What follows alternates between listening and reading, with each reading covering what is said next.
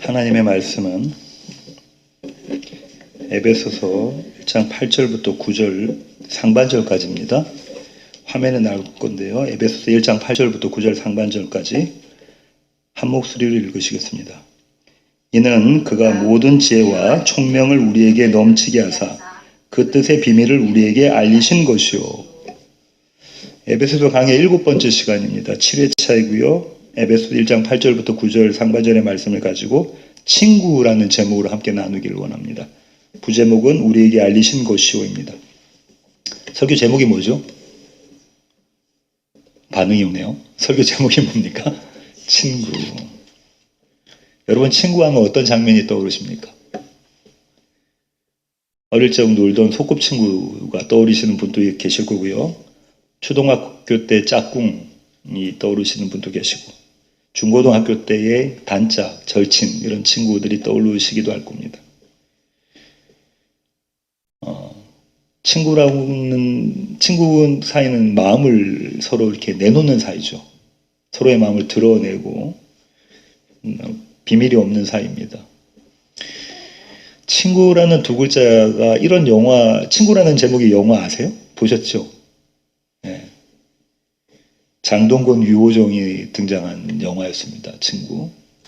부산이 무대였고요. 조폭에 관련된 영화였죠. 영화 써니 보셨습니까? 아직 안 보셨나요? 예. 저희 부부만 이렇게 다들 영적으로, 그리고 저희 부부는 이렇게 영화 좋았는데요. 써니는 여고생 때 단짝이었던 친구들이 이제 아줌마가 다 돼가지고 주부가 돼서 펼치는 이야기죠. 친구라는 노래도 있습니다. 그죠? 예. 친구란 단어 참 소중한 것 같아요. 어릴 적 함께 놀았고 마음을 나누는, 커서는 서로 마음을 나누는 사이가 친구입니다. 여러분, 친구들 갖고 계십니까? 친구가 있으세요? 오늘 나눌 내용은 이 친구에 관한 것입니다. 지난 시간까지 우리는 에베소서를 쭉 살펴봤는데요. 사도 바울은 이렇게 이야기합니다. 우리가 하나님을 찬송해야 되는데 그 찬송할 이유가 있어. 그 찬송할 이유가 뭐냐면 하나님이 우리에게 복을 주셨기 때문이야. 우리는 그 복이 있기 때문에 하나님을 찬송해야 돼. 근데 그 복을 이렇게 이야기합니다. 첫 번째 복은요, 하나님이 창세전에 저와 여러분을 선택하셨다는 거예요. 이 복으로 느껴지시나요? 창세전에, 이 세상 모든 것이 만들어지기도 전에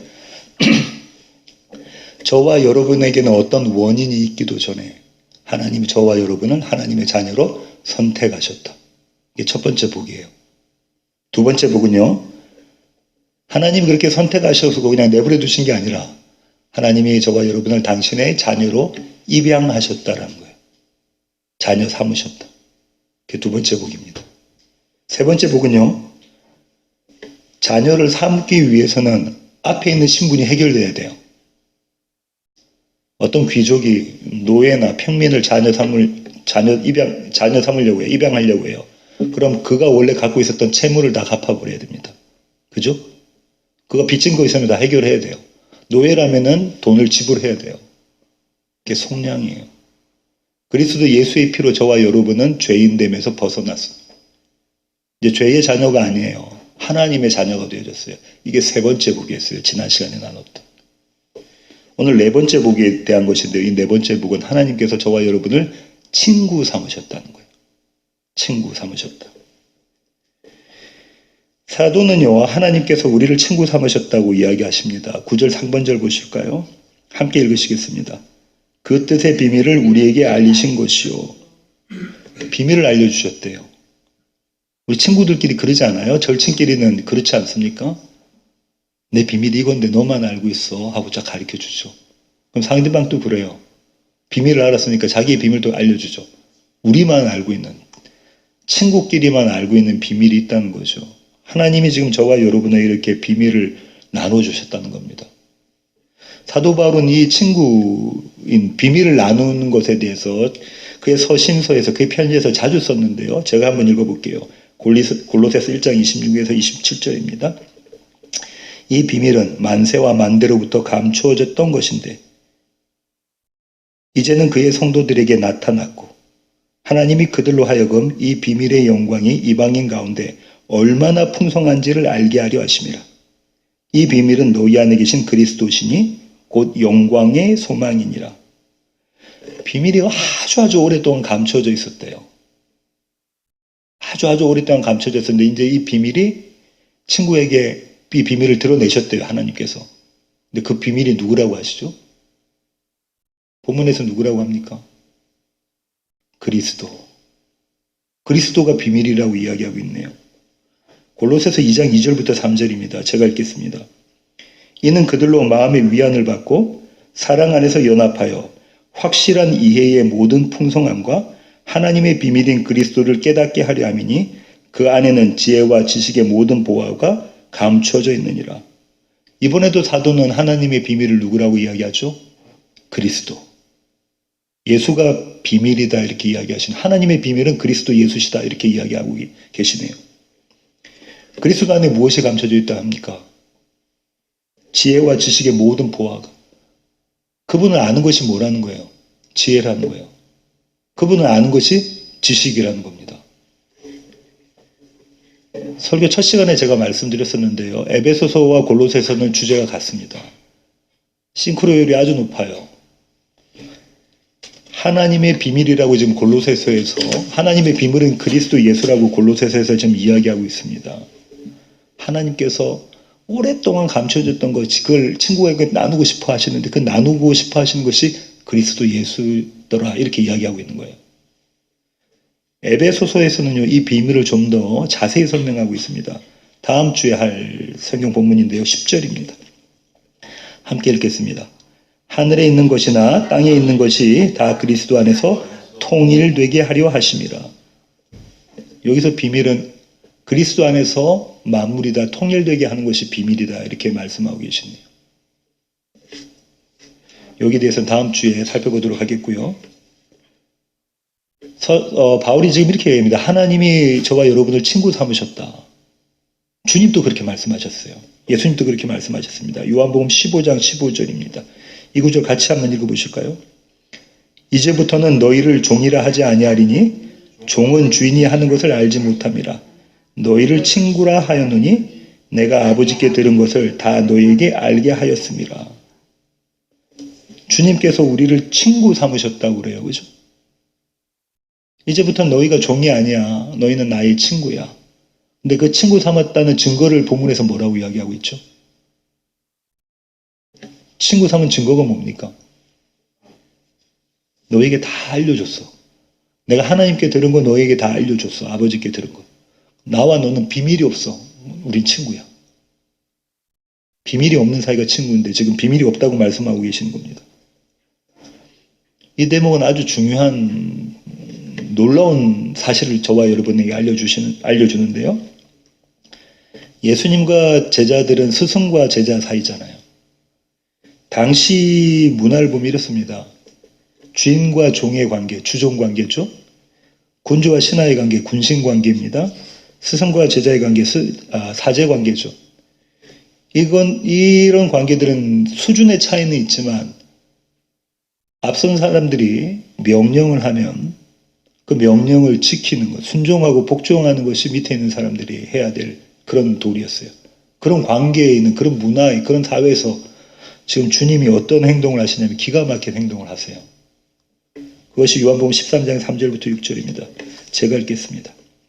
저녁 먹는 중 예수는 아버지께서 모든 것을 자기 손에 맡기신 것과 또 자기가 하나님께로부터 오셨다가 하나님께로 돌아가실 것을 아시고 저녁 잡수시던 자리에서 일어나 겉옷을 벗고 수건을 가져다가 허리에 두르시고 이에 대야에 물을 떠서 제자들의 발을 씻으시고 그 두르신 수건을 닦기를 시작하여 시몬 베드로에게 이르시니 베드로가 이르되 주여 주께서 내 발을 씻으시나이까. 베드로가 어떻게 하고 있죠? 저 주님이 제 발을 씻으려고 합니까? 이렇게 하고 있는 거예요. 자, 우리 이 장면 생각해 볼게요. 교회에서 이 장면 너무 잘 아는 장면입니다.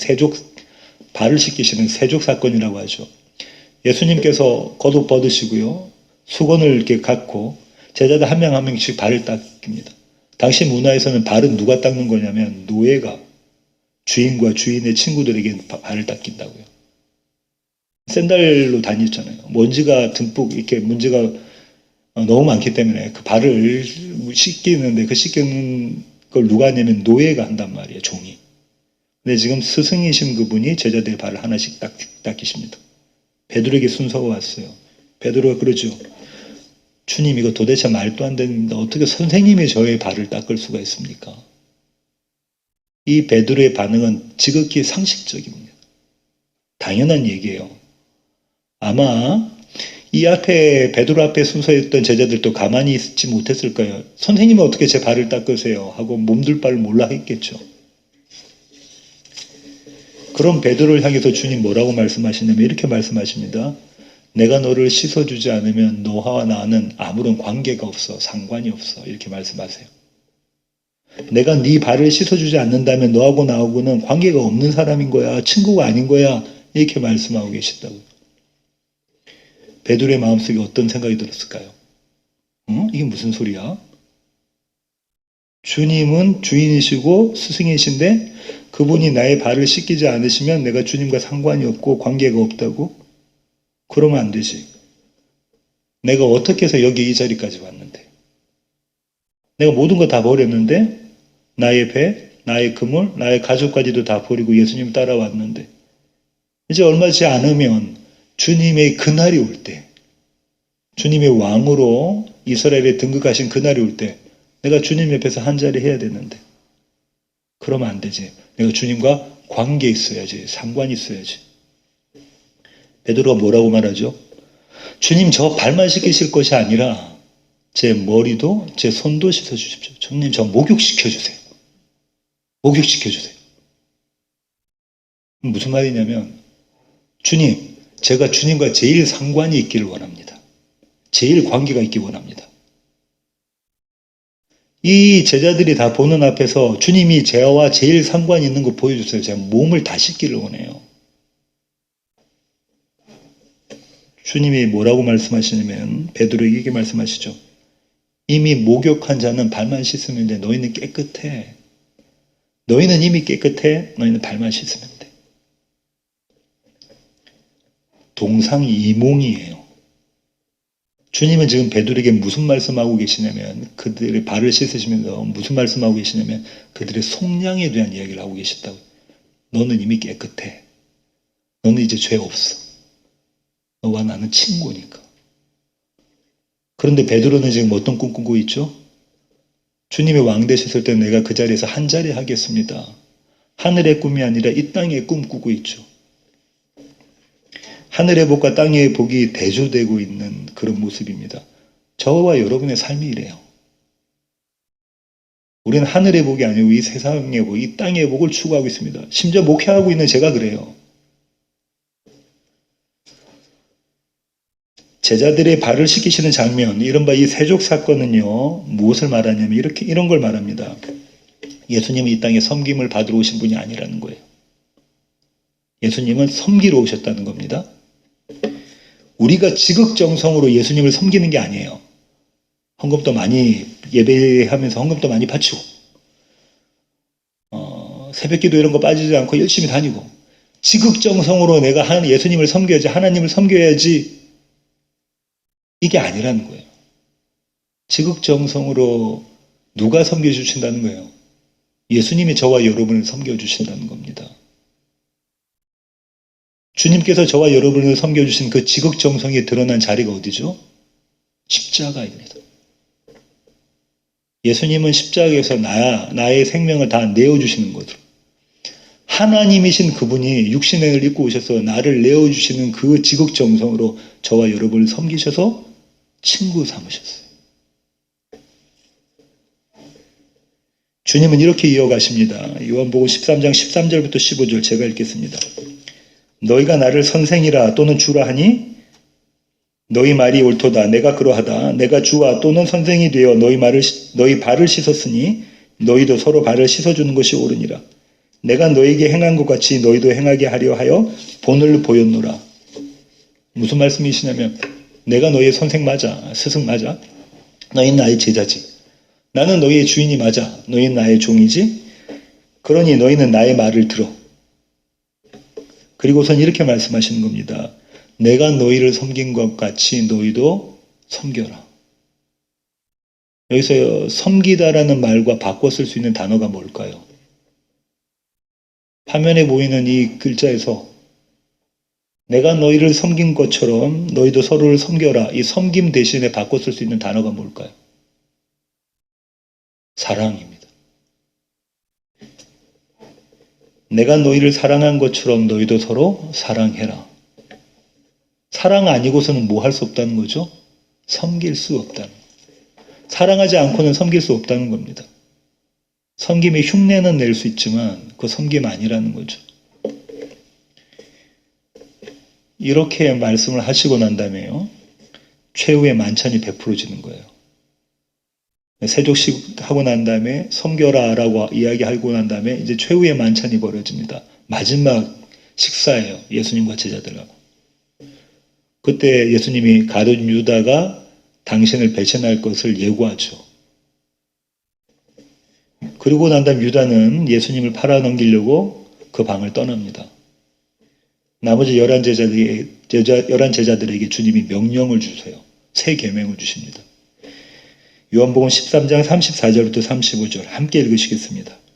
새 계명을 너희에게 주노니 서로 사랑하라. 내가 너희를 사랑한 것 같이 너희도 서로 사랑하라. 너희가 서로 사랑하면 이로써 모든 사람이 너희가 내 제자인 줄 알리라. 주님께서 우리에게 새로 주신 계명이 뭡니까? 서로 사랑하라. 서로 사랑하라. 사랑하세요? 사랑하십니까? 지금 사랑하면서 살고 계세요? 이 사랑이라는 건 우리의 실력으로 되는 게 아니에요. 우리는 우리를 좋아하는 사람만 사랑하게 돼 있습니다. 결국 뭐냐면 나는 나만을 사랑하게 되어 있다. 나에게 조금이라도 해코지 하는 사람 좋아하지 않아요. 사랑할 수가 없어요. 주님은 제자들의 실력으로, 다시 말하면 저와 여러분의 실력으로 사랑이라는 걸 할 수 없다는 것을 고발하세요. 어떻게 해요? 베드로에게 이렇게 말씀하시죠. 네가 닭 울기 전에 나를 3번 부인할 것이다. 새 계명 주시고 난 다음에 그 얘기를 바로 끌고 가시는 거예요. 너희의 실력으로는 사랑이라는 거 도대체가 할 수가 없어. 사랑은 나의 사랑으로 사랑한 거예요. 내가 너에게 준 사랑으로 사랑하는 거예요. 그리고 난 다음에 15장, 요한복음 15장에 가서 사랑에 대해서 설명해 주십니다. 요한복음 15장 12절부터 14절 함께 읽으시겠습니다. 내 계명은 곧 내가 너희를 사랑한 것 같이 너희도 서로 사랑하라 하는 이것이니라. 사람이 친구를 위하여 자기 목숨을 버리면 이보다 더 큰 사랑이 없나니 너희는 내가 명하는 대로 행하면 곧 나의 친구라. 주님께서 지금 뭐라고 말씀하시냐면 가장 큰 사랑을 말씀하고 계세요. 가장 큰 사랑이 뭐죠? 가장 큰 사랑이 뭡니까? 목숨을 바치는 거예요. 누구를 위해서? 친구를 위해서 목숨을 바치는 사람은 가장 큰 사랑이라고 해요. 그 친구가 누군죠? 그 친구가 누굽니까? 저와 여러분이에요. 목숨을 바치신 분이 누구죠? 예수님이에요. 그럼 친구를 위해서 가장 큰 사랑을 하셨던 분이 누구라는 거예요? 예수 그리스도라는 겁니다. 예수 그리스도가 친구를 위해서 가장 큰 사랑. 여기서 가장 큰 사랑이란 건요. 이 사랑보다 이 사랑이 조금 더 높고 이 사랑보다 조금 더 높은 이런 사랑이 아니고요. 사랑이라는 건 이런 거라는 거예요. 성경이 말하는 사랑이라는 건 저와 여러분의 한 푼도 되지 않은 그런 사랑이 아니라 성경이 말하는 사랑이라는 것은 온전한 사랑이라 완전한 사랑이라는 거예요. 그것은 친구를 위해서 목숨을 바치는 거라는 거예요. 그리스도 예수가 십자가에서 보여주신 그 사랑. 주님께서 너와 나는 친구야 이렇게 말씀하시면서 친구됨의 조건을 다루세요. 그 다는 조건이 뭐냐면요. 내가 명하는 대로 행하면입니다. 얘들아, 너희가 내가 명하는 대로 다 지켜 행하면 너희는 나의 친구가 될 거야. 너희는 서로 사랑할 수 있을 것이야. 친절하게도 주님은 여기에 대한 설명을 붙이시는데요. 요한복음 15장 16절입니다. 함께 읽으시겠습니다. 너희가 나를 택한 것이 아니요 내가 너희를 택하여 세웠나니 이는 너희로 가서 열매를 맺게 하고 또 너희 열매가 항상 있게 하여 내 이름으로 아버지께 무엇을 구하든지 다 받게 하려 함이라.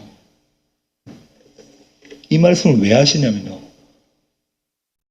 내 계명을 너희가 지켜. 그럼 너희와 나는 친구 맺을 거고, 그렇게 이야기하시면서 이 얘기를 왜 하시냐면 우리의 실력을 할 수 없다는 거예요.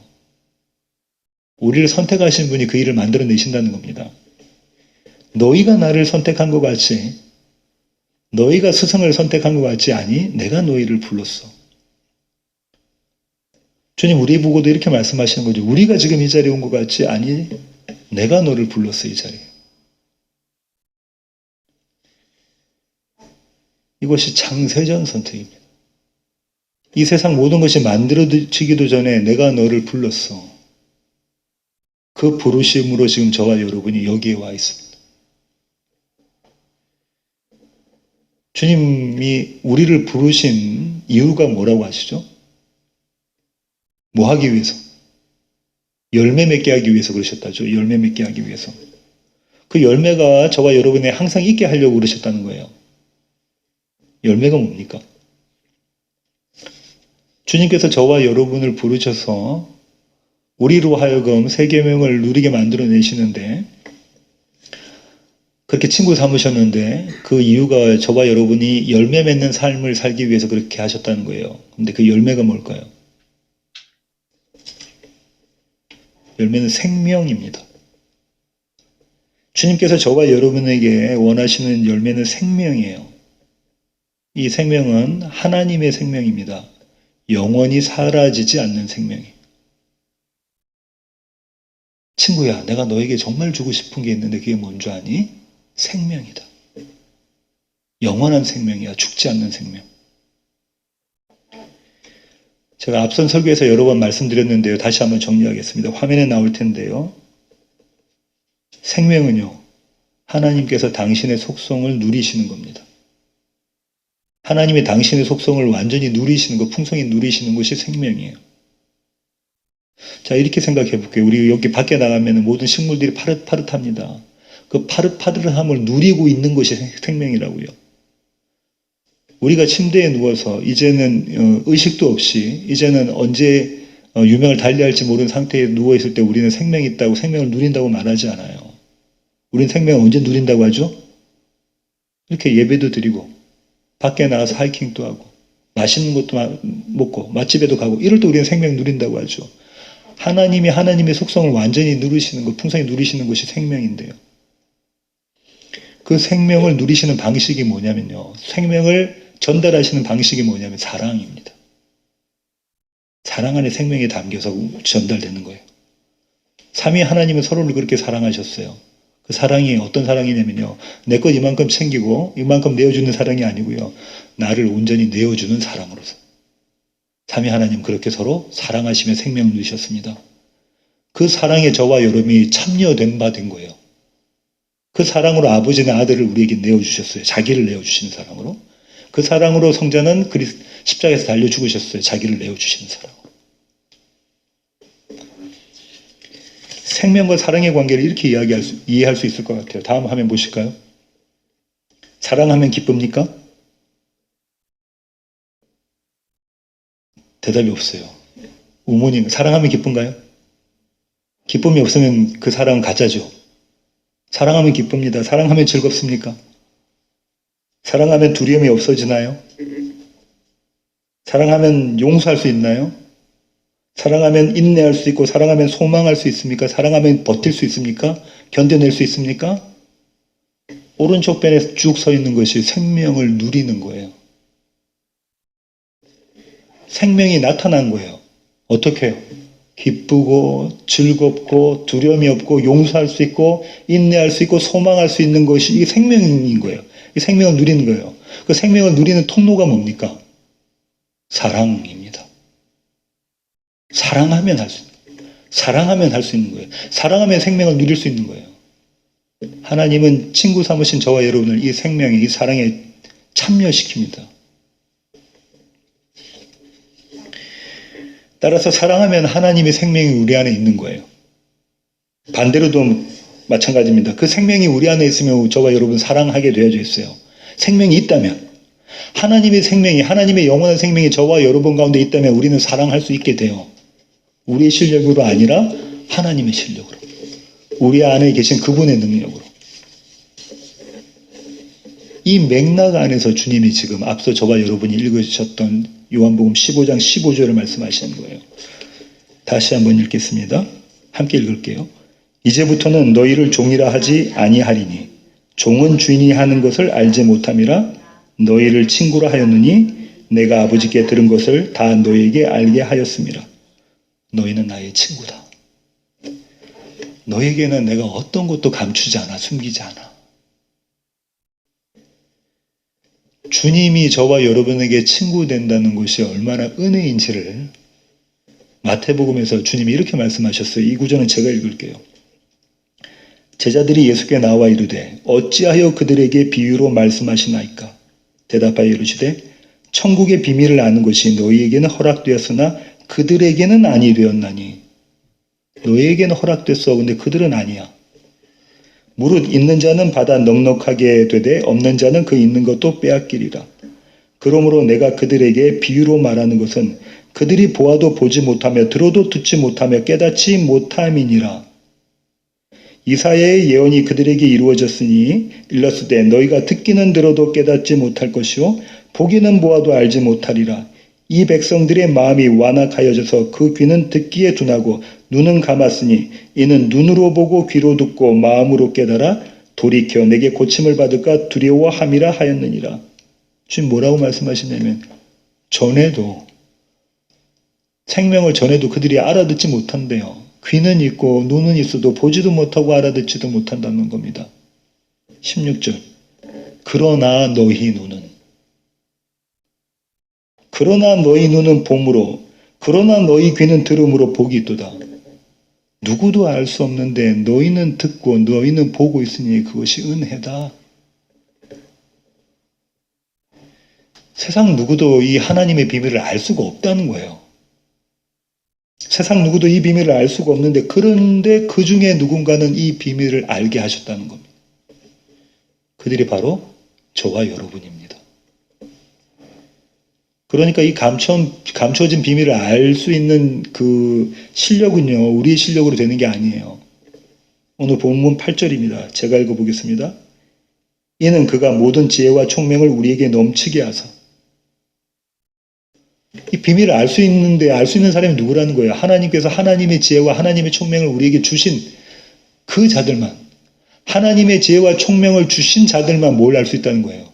이 비밀을 알 수 있다는 거예요. 그리스도 예수를. 저와 여러분이 예수님을 믿게 된 것은 선물입니다. 전적인 하나님의 은혜예요. 사도는요, 고린도 교회에 보내는 편지에 이 은혜에 대해서 이렇게 이야기합니다. 제가 읽어보겠습니다.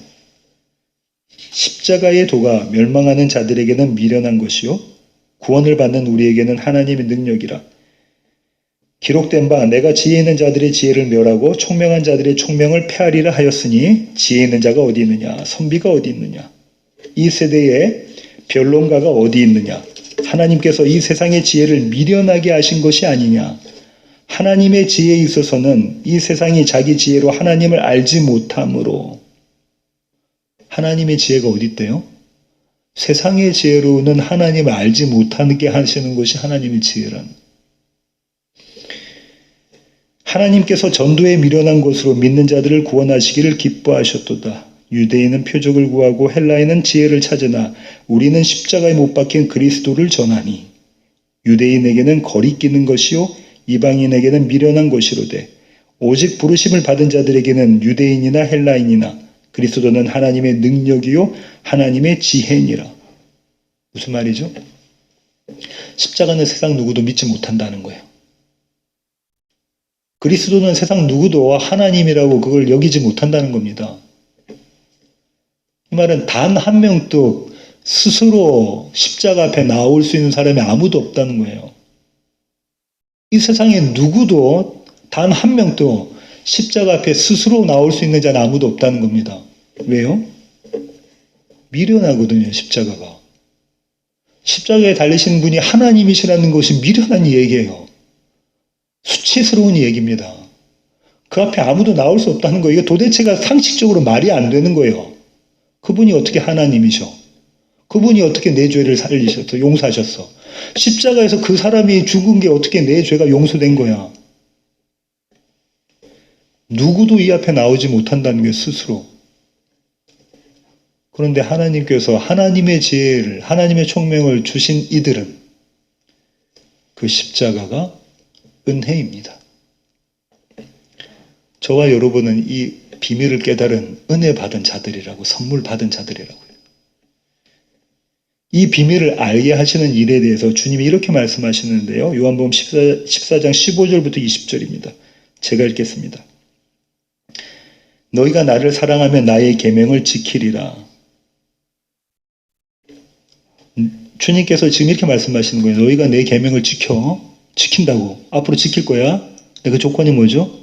만약 너희가 나를 사랑한다면. 조건이 붙어요. 주님께서 주신 세 계명, 서로 사랑하라를 지킬 것인데 그 지킬 때의 조건이 뭐라는 거죠? 너희가 만약 나를 사랑한다면. 앞서 제가 설명한 것처럼 너희 안에 내 사랑이 있다면 너희가 사랑한다는 거예요. 너희 안에 내 사랑이 있다면. 내가 아버지께 구하겠으니 그가 또 다른 보혜사를 너희에게 주사 영원토록 너희와 함께 있게 하리니 그는 진리의 영이라. 세상은 능히 그를 받지 못하나니 이는 그를 보지도 못하고 알지도 못함이라. 세상은 보혜사 성령 하나님을 받지 못한대요. 그런데 받는 자들이 있대요. 성령 하나님을 받으면 그분은 진리의 영이기 때문에 진리를 아신다는 거예요. 그러나 너희는 그를 안 하니 그는 너희와 함께 거하시며 또 너희 속에 계시겠음이라. 너희는 그분을 안다는 거예요. 왜죠? 성령 하나님 우리 안에 계시기 때문에 우리가 그분을 안다는 거예요. 그 다음 구절이 저와 여러분이 너무 좋아하는 유명한 구절입니다.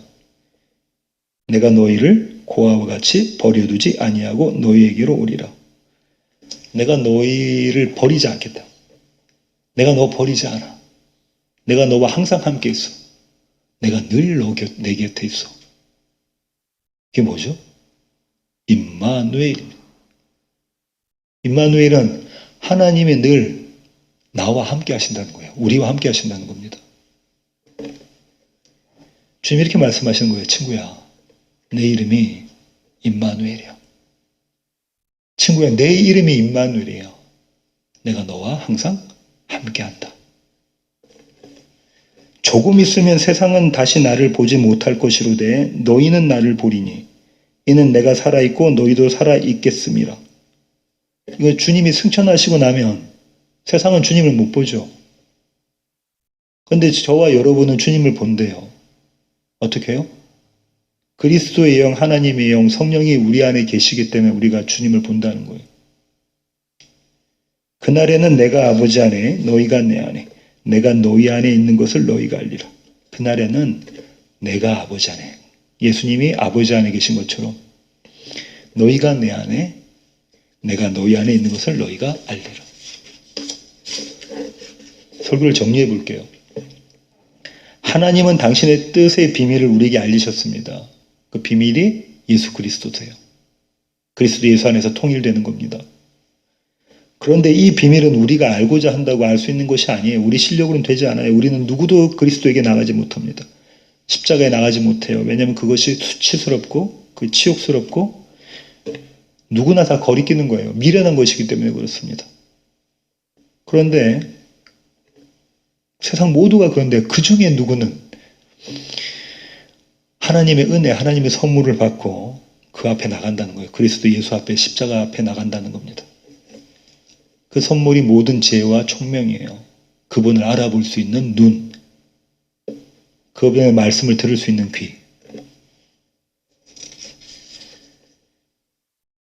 그렇게 그분을 알아보고 그분의 말씀을 듣게 되면 그분과 친구가 됩니다. 왜죠? 비밀이 없기 때문에 그래요. 그분과 숨김이 없기 때문에 그렇습니다. 주님, 저와 여러분을 그런 친구의 자리로 불러내셨습니다. 주님께서 저와 여러분을 친구로 삼으신 이유가 뭐라고 했죠? 사랑하라고. 사랑하라고. 너희가 사랑해야 뭘 누릴 수 있다는 거예요? 생명을 누릴 수 있는 거예요. 너희가 나의 사랑으로 사랑해야 생명을 누릴 수 있는 거야. 그 생명, 영생을 누리게 하시려고 저와 여러분을 친구 삼으셨어요. 그래서 그 비밀을 알려주십니다. 저와 여러분은요, 얼마나 이 세상에 살지 몰라요. 60을 살지, 70, 80, 90, 100, 120까지 살지 우리는 모릅니다. 하지만 저와 여러분의 전 인생을 통해서 주님께서 저와 여러분에게 하시는 일은 당신의 비밀을 날마다 새롭게 알려주시는 거예요. 그 비밀을 알아가는 거예요. 그렇게 친해지는 거예요. 그 비밀을 나눈 자들이 교회입니다. 이제 저는요, 이 친구 되신 예수님께서 저에게 비밀을 알려주신 그 얘기를 좀 하려고 해요. 3년 전에 저는 달라스에서 이곳으로 이사를 왔습니다. 당시에는 이 아내와 두 딸은 한국에 있었어요. 저 혼자 짐을 이렇게 싸서 짐을 붙이고, 또 남은 짐들은 미니밴에 담고, 그리고 나흘 동안 차를 타고 달라스에서 이 시애틀까지 왔습니다. 졸리는 것을 제외하면은 혼자 하는 여행이 참 괜찮았었어요. 뉴멕시코 가보셨나요? 다한자면 못 가봤나요? 뉴멕시코, 애리조나 이런 데 완전 사막입니다. 그냥 흙이에요. 나무도 별로 시원찮은. 뉴멕시코를 막 벗어나려고 할 때에 전화 한 통화가 왔어요. 전화를 받았죠. 세워지는 교회, 달라스에서 목회했던 교회에 한 집사님이 전화 주셨어요. 집사님이 저에게 안부 물어보십니다. 목사님, 지금 잘 가고 계세요? 졸리지는 않으세요? 어디까지 가셨어요? 이렇게 다 물어보시고 난 다음에 이런 말씀 하시는 거예요. 목사님 목회는 실패가 아닙니다. 목사님 목회는 실패가 아니에요. 목사님께서 전하신 하나님의 말씀이 소망 없는 저를 살리셨습니다. 죽고 싶었는데 버틸 수 있었던 것은 하나님의 말씀 때문입니다. 하나님의 생명을 때문에 그런 거죠. 목사님, 제가 이 말씀 꼭 드리고 싶었어요. 목사님 힘내세요. 아마도 달라스를 떠나는 제 모습에 이렇게 좀 초라해 보였었던 것 같아요. 사실 제 마음이 그랬어요. 실패한 목회 같거든요. 10년 동안 목회했는데 몇 가정 되질 않았어요. 지금도 그렇죠. 감사하다는 말씀을 끝으로 전화를 끊고요. 제가 운전을 못했습니다. 눈물이 쏟아져서 운전을 못하고 갓길에 차를 세웠어요. 그 집사님의 이 전화 한 통한 그 말씀을 통해서 주님이 저에게 하늘의 비밀을 보여주셔서 그래요. 그 하늘의 비밀이 뭐냐면요. 천하보다 귀한 한 영혼이었어요. 천하보다 귀한 한 영혼. 어마어마하게 들었던 구절입니다. 신학교에서 어마어마하게 들었고요. 전도학, 설교학, 배우는 과목마다 이 구절이 안 나온 구절이 없었고요. 목회를 했었으니까요. 부교육자부터 우리 임상수 목사님 함께 계시는데 부교육자부터 함께 목회했었으니까 이 얘기를 얼마나 많이 들었겠어요, 이 구절을. 네, 저는 그때까지 관념적으로 머릿속으로만 한 영혼이 천하보다 귀하다는 걸 알고 있었던 거예요.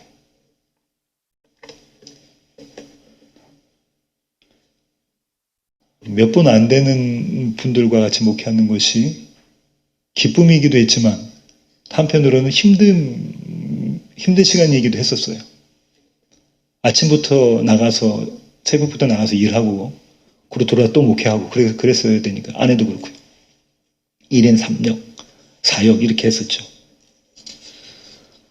주님, 제가 이렇게 열심히 했는데 저한테 돌아오는 게 이게 뭡니까? 이게 뭐야? 이런 마음이 들기도 했었습니다. 주님 말씀하시는 거예요. 천하보다 한 영혼이 귀하다. 10수년간 했던 학업, 신학교의 학업, 열심히 공부했습니다. 열심히 했던 그 목회, 이것들과는 비교할 수 없는 한 영혼이라는 거예요. 네가 그렇게 공부하고 네가 그렇게 목회했던 것이 이 한 영혼을 위한 것이다.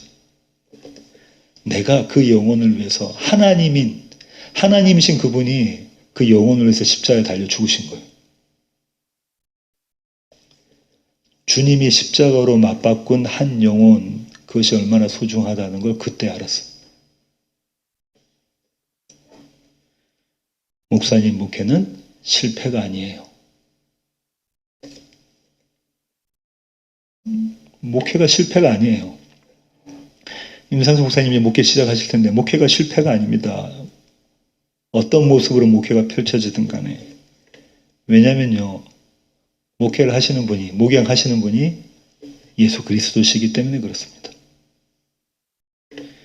그분이 하시는 목회이기 때문에 실패가 있을 수가 없어요. 세상의 눈으로 볼 때는 실패처럼 보입니다. 목회 얼마나 했대? 얼마 했는데요? 몇 명이나 모인데 몇 명? 실패했구나. 주님이 하시는 목회에는 실패가 없습니다. 목사는 그냥 도구죠.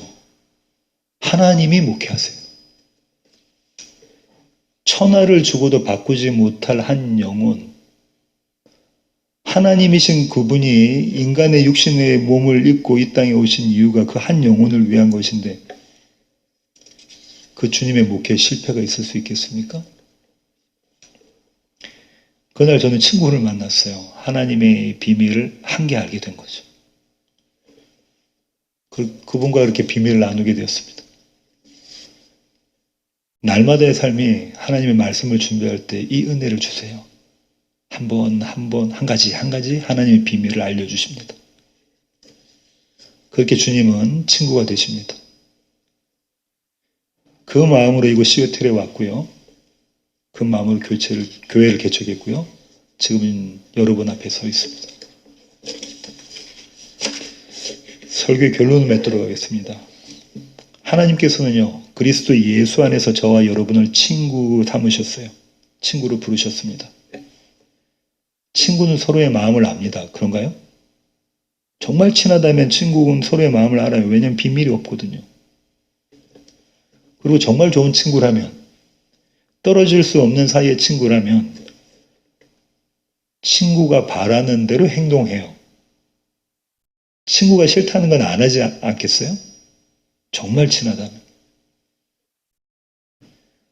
그렇게 하는 것이, 친구가 바라는 대로 행동하는 것이 나에게 기쁨이 되거든요. 나에게 즐거움이 되기 때문에 그 일을 하는 겁니다. 주님이 당신의 지혜와 총명을 우리 안에 심어 놓으셨으면, 다시 말해 성령 하나님이 저와 여러분 가운데 계시면 친구의 마음을 알게 됩니다. 그분의 사랑으로 사랑하게 돼요. 그 가운데 생명을 누리게 되죠. 이것이 그리스도 예수와 저와 여러분이 누리게 되는 벗됨입니다. 벗. 주님께서 남기신 말씀 중에서 한 구절을 읽는 것으로 설교를 마치고자 하는데요. 요한복음 14장 20절입니다. 한 목소리를 읽으시겠습니다. 그날에는 내가 아버지 안에, 너희가 내 안에, 내가 너희 안에 있는 것을 너희가 알리라. 이 그날이 바로 오늘 여기 이 자리입니다. 기도하시겠습니다. 주님, 그렇습니다. 하나님, 우리는 주님과 친구가 될 수 없는 그런 자들입니다. 우리의 능력으로, 우리의 실력으로 우리는 주님 앞에 나아갈 수 없는 자들입니다. 아니, 오히려 주님을 멀리하고 싶은 자들이 저희입니다. 하지만 이런 저희들을 창세전에 친구로 선택해 주시고 우리의 죄를 속량하셔서 우리 당신의 자녀 삼으셨습니다. 친구 삼으셨습니다. 이제 비밀이 없다 하십니다. 하나님, 이것이 은혜입니다. 날마다의 삶 가운데, 우리의 전 인생 가운데 이 비밀을 하나하나 알아가며 친구 되신 그리스도 예수를 즐거워하는 우리 모두가 되게 하여 주시옵소서. 이제는 우리 주 예수 그리스도의 놀라우신 구원의 은혜와 하늘 아버지의 크고 극진하신 사랑과 우리 안에 내주하셔서 우리로 하여금 주님과 친구됨이 얼마나 소중한 것인지를 날마다 깨달아 알아가게 만들어내시는 성령님의 충만하심이 이제 주님 앞에 머리 숙인 시애틀 예수한교회 가족 머리 위에 이제로부터 영원토록 함께 하시기를 우리 주 예수의 귀하신 이름으로 간절히 기도하옵나이다. 아멘.